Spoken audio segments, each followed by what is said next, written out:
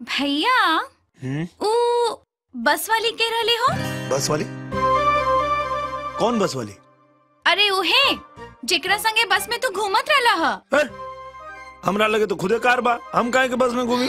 अच्छा तो ऐसे ना बताइबा। ठीक बा, हम अम्मा से जाके कहता नहीं। सुन सुन सुन सुन, हम खुदे नहीं की जानत कसम से रे, ना तो तोके बता देती।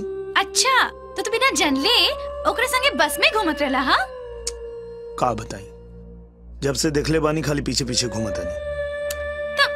तब बात काहे नहीं करत? डर लगा था कहीं शिकायत कर दी तब।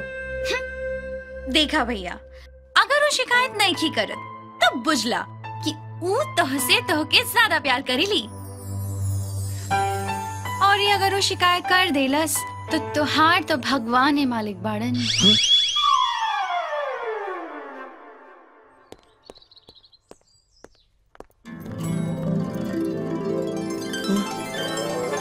लागत ब्रिजेश चाचा से शिकायत करे हल बिया।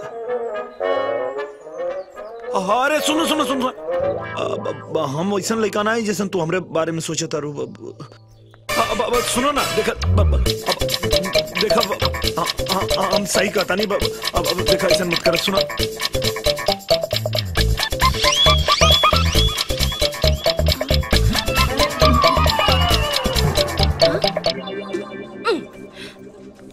Excuse me. Yes ma'am. हमके ब्रिजेश जी से मिले के बाद प्लीज आप वेट कीजिए। ओके।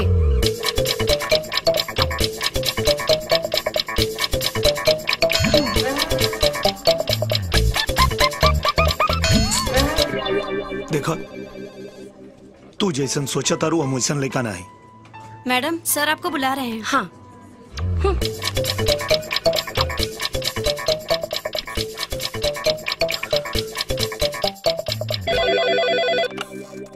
हाँ दीपक, हाँ तनी हमरे केबिन में आवा था। जी चाचा जी।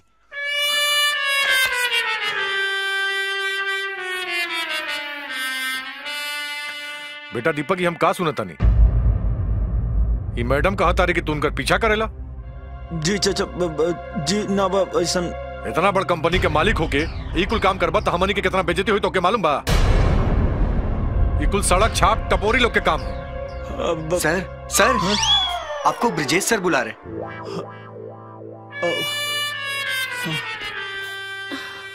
हाँ दीपक बैठा। दीपक की आरती हैं?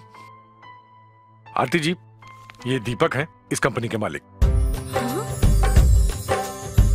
नमस्ते। दीपक ये बैंक के मार्केटिंग हेड हैं। अच्छा। वो अपन जो नयका फैक्ट्री खातिर एप्लीकेशन दिया है लोन के, वो पास हो गई बा। अच्छा तो कुछ कागजी कार्रवाई बा, तू जा इनके अपना केबिन में लेके जा और समझा दे। आई।